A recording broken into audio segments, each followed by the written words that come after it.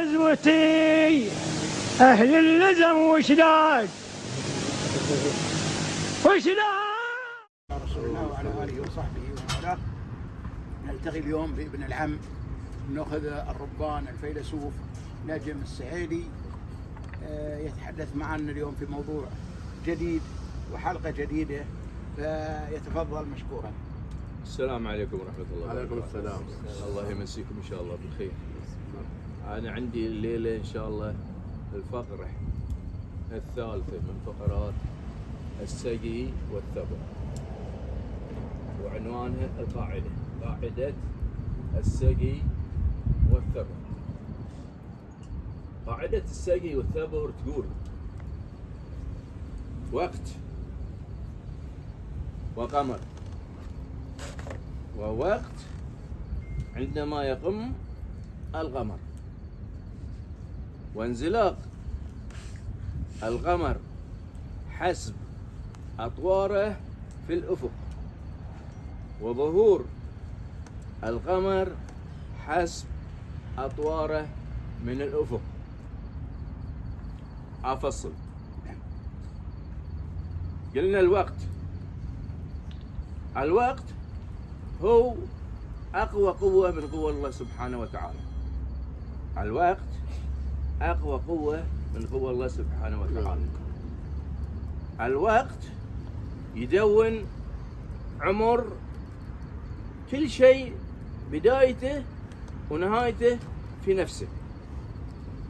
الوقت حياة، الوقت حياة، أمل، زاد لكل شيء في الكون. الوقت أجل، الوقت كن فيكون، الوقت ينتهي في نهاية آخر ساعة. هذه بالنسبة حق الوقت. ثاني شيء نيجي حق القمر. القمر يرسل إشارات رفع السقي والثبر إلى الوقت، والوقت يدون هذه الإشارات في نفسه. أني حق الوقت عندما يقم القمر، إذا ما شفنا القمر يقم، عندما شفنا القمر ما شفناه. الوقت يحل محل القمر في قياده وفي جميع الأحوال. يعني حق انقماس القمر في الأفق، وخروج أو ظهور القمر من الأفق حسب أطواره. هذه إشارات من القمر إلى الوقت برفع السقي والثبر.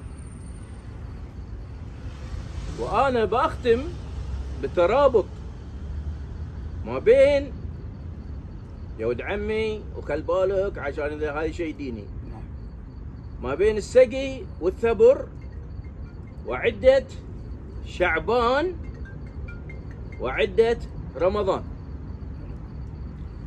قال الله سبحانه وتعالى: من شهد منكم الشهر فليصم.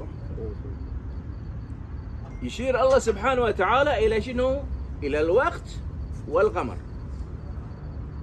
وقال رسول الله صلى الله عليه وسلم: صوموا وافطروا فإن قم عليكم فأتموا العدة. صوموا لرؤيته يقصد الوقت والقمر، وافطروا لرؤيته يقصد الوقت والقمر، وإن قم عليكم أتموا شنو؟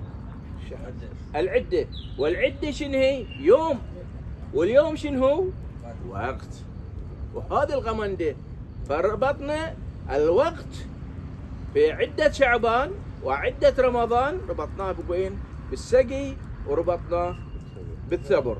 فإن الوقت يحل في الحالتين، يحل في السقي والثبر، ويحل في عدة شعبان وعدة رمضان. وهذا خلق الله، فأروني ماذا الذي خلق من دونه.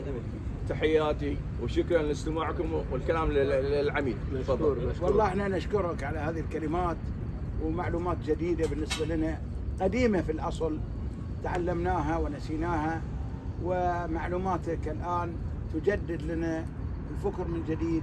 وبالفعل هذا الرزنامة تبين على قدمها ورسوخك في هذا المجال، وهذا مجال طيب، وهم ان هذا المجال يعني يتوافق مع القضايا الشرعية.